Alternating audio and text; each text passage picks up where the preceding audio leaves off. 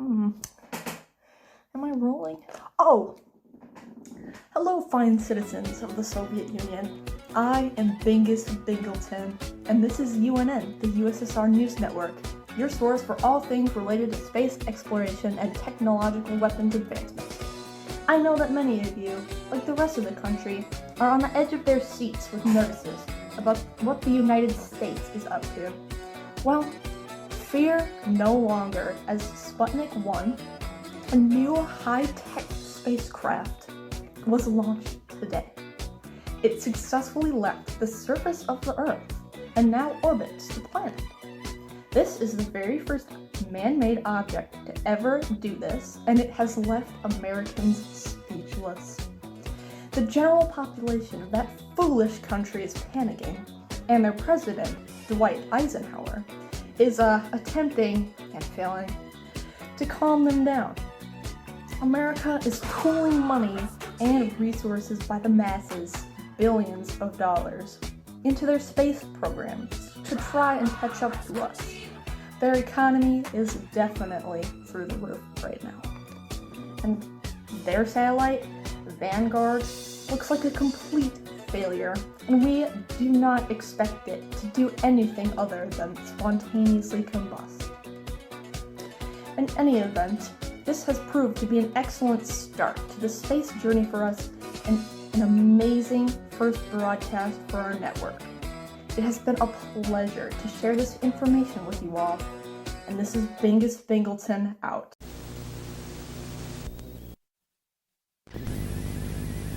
Good afternoon. Today is November 3rd, 1957. This is UNN, the USSR News Network. I am Bingus Bingleton, your host. Last broadcast, we covered the launch of Sputnik 1, the first artificial satellite to orbit Earth. Its new friend, Sputnik 2, has been launched today. This craft was almost identical to the first one, but it held a small surprise, a dog named Laika. This makes her the first living organism to exit Earth. We are ecstatic at this accomplishment, and I know what you're thinking. Did she survive? Let's go to scientist and animal expert Bedbug Sr. Bedbug, what do you think? Well, Bingus, we stopped detecting signs of life from the rocket about 2 hours ago. Reports from the manufacturing team state that they were rushed to create the spacecraft in order to appease our premier, Nikita Khrushchev, who wanted to display a larger object to the United States, dubbed Object D, which could not be finished in time. Sputnik 1 and now this project were the backup suggestions, which were not exactly ideal. It is likely that the cabin overheated during flight and that Laika is no longer alive. How is that good news? That's horrible news. I can't broadcast that on television. The doggy died. The poor doggy.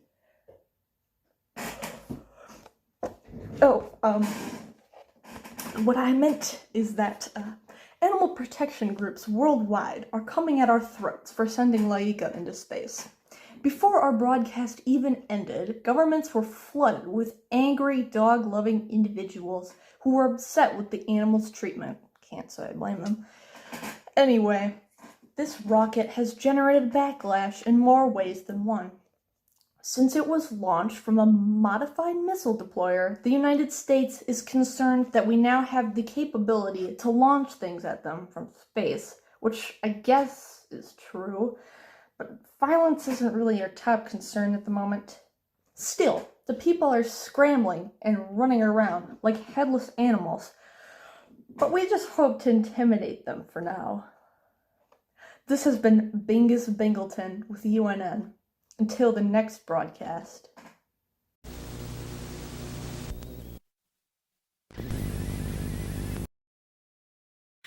Hi, I'm Chip Chipley, and welcome to Bach News, your freedom network.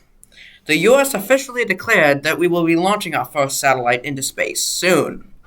People all over the world have gathered around the TVs to see the updates and tune in whenever there's a new factor in place for the space race. Our very own scientist, Dr. William H. Pickering, is the head of the program. We go now to Greenie McGee. We have the Explorer 1 rocket behind us, and it's just beautiful. We've got Mr. William overseeing all the engineers that are working on it right now. You can hear them because it's so echoey in here. As you can see, the rocket is not the biggest, but it doesn't have to be. It just has to be better than the communists' big satellite that they killed a dog in. Anyway, as you can see, there's a rocket, there's the actual satellite, and then there's the 4 wings that come out. Anyway, in my opinion, it's the most beautiful thing I've ever seen. Back to you, Chip.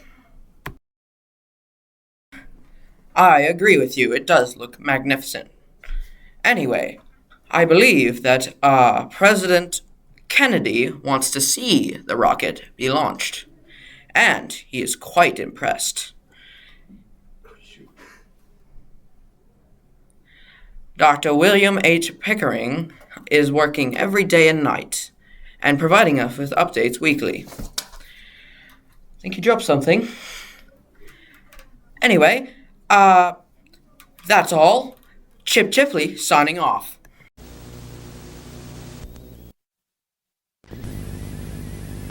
Welcome back. I'm Chip Chipley, your host of Box News.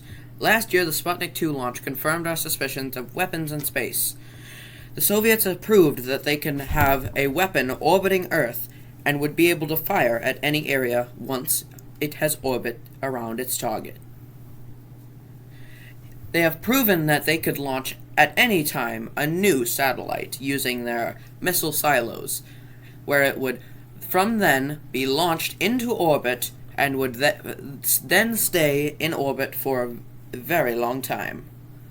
This conclusion was causing mass hysteria among America and its citizens.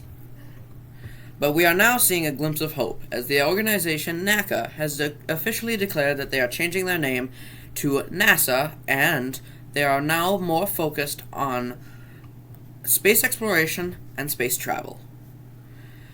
Along with the new satellite that they are creating called SCORE, they are planning to launch this into space before Christmas. It will be the first ever satellite that will broadcast a live human's voice to the entire world. This job was led by the one and only Roy Johnson, and, as you can see here, looks amazing. I'm your host, Chip Chipley, signing out.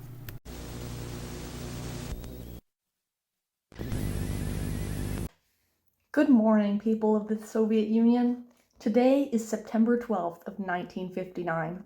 You are watching UNN, the USSR News Network. As always, I am Bingus Bingleton, your host. Today marks the day that the second cosmic rocket, spacecraft, was launched. Cosmic Rocket 2, our newest accomplishment, has become the first man-made object to make contact with the moon. It has been able to hit the surface. The first craft of its kind. Nothing like what the US is doing.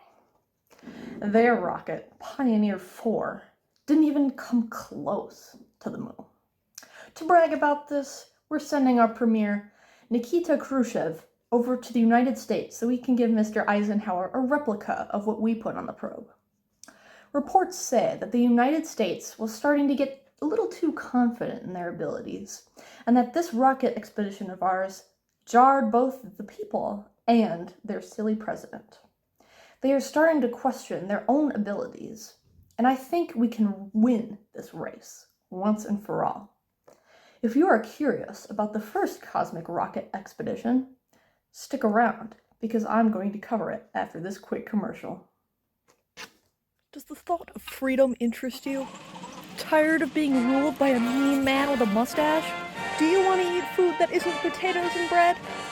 Well, have I got the deal for you. America! In America, you can have all of those things, and more. Have you ever wanted to grow your own food? Maybe raise some livestock. But you couldn't because it was too darn cold and snowy all the time? Well, now you can, because you can move to America! We might not like the USSR, but we do like Are you mad at your country for sending an innocent dog to its demise in space? Well, have no fear, because here in America, we treat our furry companions like they're our own family. And you will never have to worry about them going to the moon with no food. Because here in America, they deserve freedom for all. I don't know who allowed that on the air. I thought we snuffed all of that American propaganda out like we usually do. We usually control our citizens' ability to watch things and such, but not sure how that one slipped through the cracks. Anyway, welcome back. Before that little break, we were covering the shortcomings of Cosmic Rocket the First. The rocket was manufactured well and didn't blow up like our previous attempts, but it overshot the moon's orbit, escaped, and now is somewhere else in space, I think. This was highly unfortunate, as our citizens were very excited about the launch of the craft, calling it Lunic. But now, they don't have to be sad anymore. Cosmic Rocket 2 has successfully made an impact with the moon and has given us great data regarding the moon's weak gravitational pull. Well, that is all for this news story. After our infomercial special, we have a news story about a man carrying cases of smuggled American soda products wearing nothing but a red Speedo.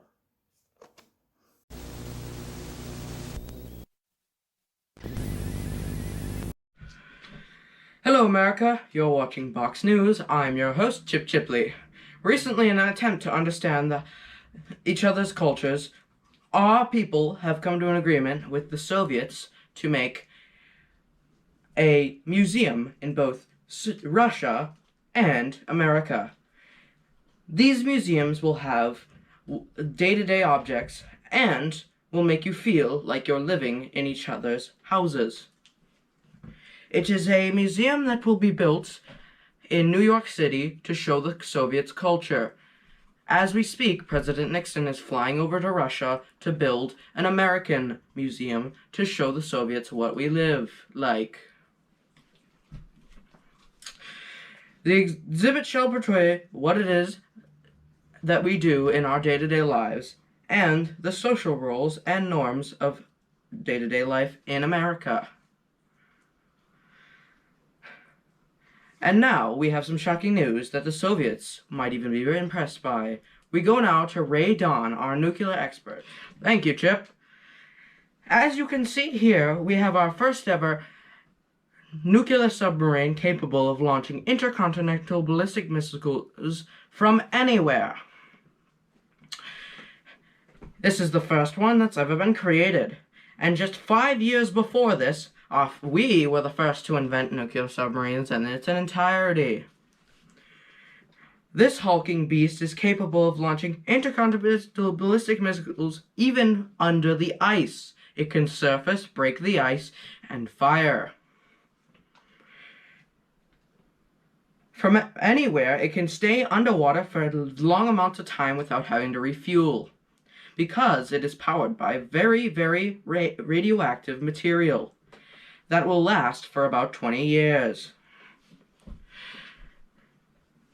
It can stay underwater for long amounts of time as well because it is capable of holding more oxygen because it doesn't have to have a large engine room.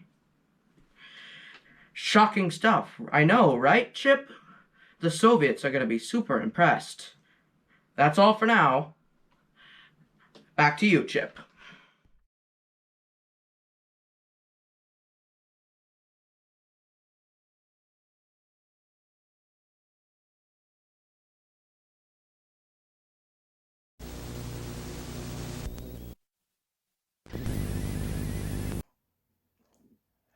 Good morning, kind and prosperous people of the Union of Soviet Socialist Republics.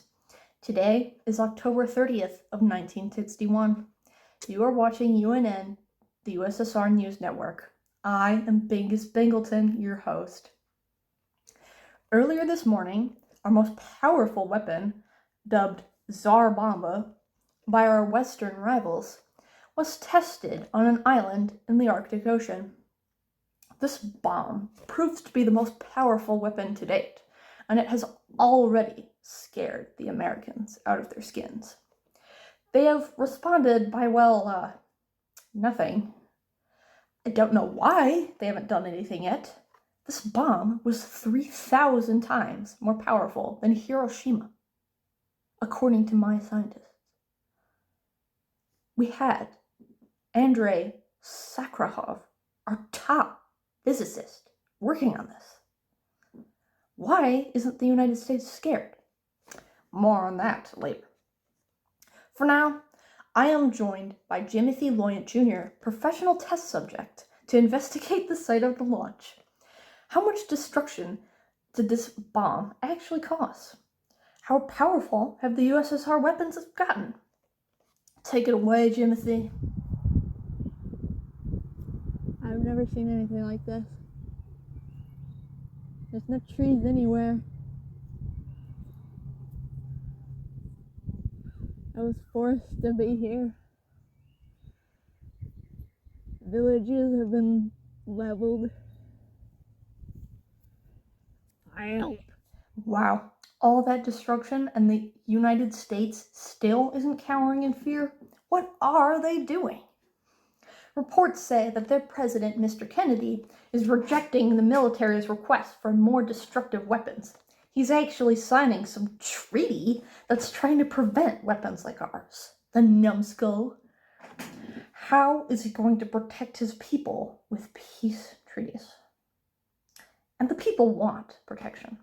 Spies in Washington, D.C. state that the general public is clamoring for better weapons so they can get back at us. How cute. Seems our little scare tactic propaganda was successful, at least for the general citizens. Well, that's all for today, folks. And remember, it's not me, SSR, it's you.